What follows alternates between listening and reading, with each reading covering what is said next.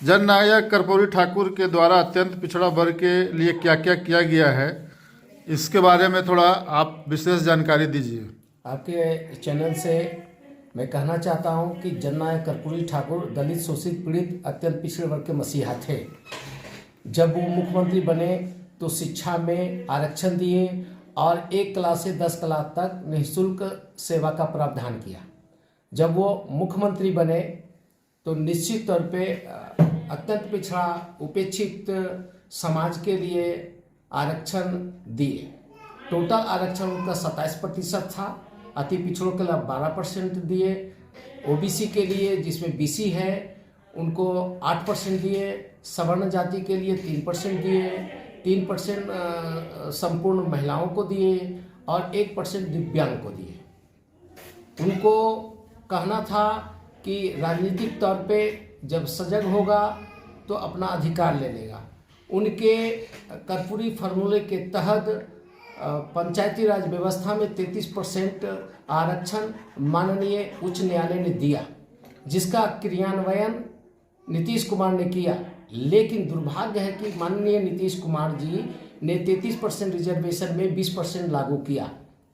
और जब सामाजिक न्याय का मसीहा कहलाने वाले लालू प्रसाद यादव की सरकार बनी, सुशासन बाबू की सरकार बनी, तो पिछड़े वर्ग से बहुत सारी जातियों को अत्यंत पिछड़े वर्ग में शामिल किया गया, जिसके चलते मूल अति पिछड़ा जो 80 जाति को रिजर्वेशन कोटा में लाया गया था, उनका राजनीतिक, सामाजिक, आर्थिक, राजनीतिक बद से बदतर हो रहा है।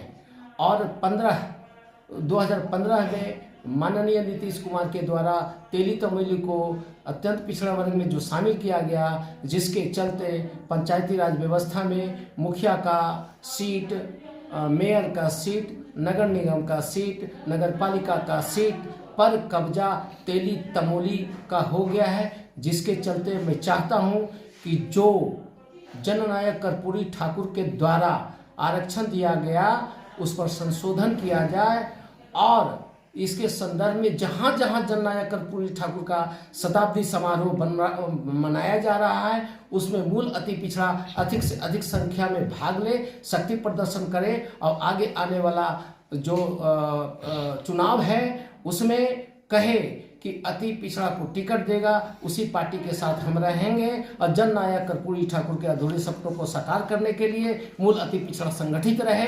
मैं एक बार फिर पुनः जननायक कर्पूरी ठाकुर को नमन करता हूं और उनके शहादत को मैं संकल्प दिवस के रूप में मनाना चाहता हूं और जिसमें सभी अति पिछड़ा का सहभागिता सुनिश्चित हो। आपको लोग अब दत्तक पुत्र क्यों मानते हैं? इसीलिए कि उनके समाज के जो लोग हैं वो कर्पूरी ठाकुर को नौवा का नेता मानने के लिए बाध्य करते हैं। लेकिन मैं कहता हूं कि वो तेली तमोली दांगी जितना तरह के अति पिछड़ा में शामिल किया गया और पहले से जो शामिल है, सवर्ण हैं, बैकवर्ड हैं, अनुसूचित जाति हैं, जनजाति हैं, उस सभी का नेतृत्व। और नेता इसलिए उनको कहा जाता है कि जब वो 26 महीना जेल में रहे और स्वतंत्रता आंदोलन के संदर्भ में भारत छोड़ो आंदोलन में सक्रिय रहे और जब वो मैट्रिक पास हुए तो उनके पिताजी कहीं दाढ़ी बना रहे थे तो वहाँ के बाबू साहब ने कहा कि हम जो हैं बाबू साहब हैं, पहले तुम अगर फर्स्ट डिवीज़न किए हो तो मेरा मालिश करो। और उसी संदर्भ में उन्होंने संकल्प लिया कि मैं सामाजिक राजनीति को आगे बढ़ाऊंगा और बिहार के संदर्भ में जब मैं कुछ भी पद मिलेगा उसको पूरे मूल अति पिछड़ा में। जननायक कर्पूरी ठाकुर जी को अभी भारत रत्न अभी तक नहीं मिला, इसके लिए दोषी कौन है? इसके लिए केंद्र सरकार दोषी है, कांग्रेस दोषी है, भाजपा दोषी है। इसीलिए कि नाई समाज में गुदरी के लाल कहलाने वाले अगर सही में भारत रत्न के जो हकदार हैं उनको इसलिए नहीं दिया गया कि यहाँ पे जातिवाद है, धर्मवाद है, क्षेत्रवाद है, जिसमें हमारे नाई समाज के लोग, अत्यंत पिछड़े वर्ग के लोग वहाँ तक नहीं पहुँचे हैं। हमारा एमपी नहीं है, हमारा एमएलए नहीं है, इसीलिए उनको नहीं दिया जा रहा है। अगर ये परंपरा नया हो जाएगा कि एक दलित का बेटा, एक अति पिछड़ा का बेटा भारत रत्न मिलेगा तो एक सीढ़ी बन जाएगा। इसके चलते उनको नहीं दिया जा रहा है। और मैं चाहता हूं कि अगर नरेंद्र मोदी सही में अत्यंत पिछड़ा वर्ग का बेटा है तो माननीय जो पूर्व मुख्यमंत्री जननायक कर्पूरी ठाकुर हैं उनको भारत रत्न मिलना चाहिए। क्या नाम हुआ आपका?